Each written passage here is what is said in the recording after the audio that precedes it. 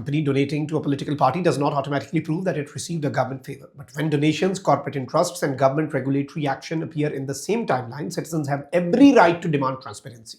That is exactly why political finance matters, because corruption is not always about someone being caught putting cash into a suitcase. Modern political corruption can be much more complicated. It can involve influence, it can involve access, it can involve policy decisions, it can involve corporate donations, it can involve government contracts, and it can involve relationships between political power and private wealth.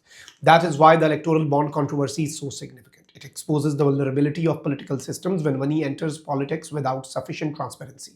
Now let us come back to the government advertising. Rupees 910.4 crore goes into print advertising over 5 years. At the same time, India's political system is dealing with a much larger question about the relationship between government and media. A free press is supposed to question those in power. It is supposed to investigate government decisions. It is supposed to challenge official claims. It is supposed to ask uncomfortable questions. But media organizations also need money to survive. Advertising provides that money. And when the government becomes a major advertiser, the relationship becomes sensitive. This does not mean every newspaper receiving government advertising becomes pro-government. It does not mean every journalist is compromised. And it does not mean government advertising automatically buys editorial support. Those claims require evidence, but the potential for influence is precisely why transparency matters. A democratic government should be able to explain how advertising is allocated. Citizens should be able to see the criteria, they should be able to examine spending, and independent institutions should be able to determine whether the system is fair.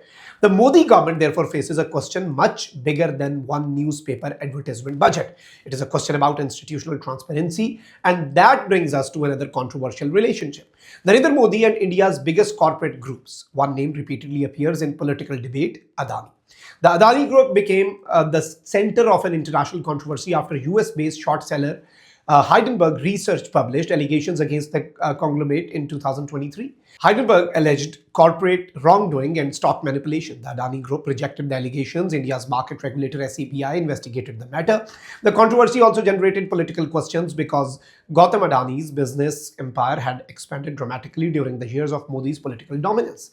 Critics argued that the relationship between Modi and Adani deserved greater scrutiny. The government and the BJP rejected allegations of improper favoritism, and it is important to make one thing absolutely clear.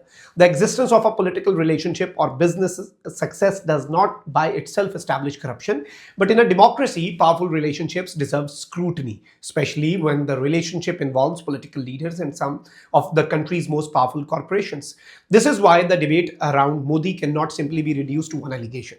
It has to be examined through institutions, through courts, through parliamentary records, through government expenditure, through corporate disclosures, through investigating the reporting, and through financial data. Now return to the rupees 910 crore figure. Why does this number matter? Because public money creates public responsibility.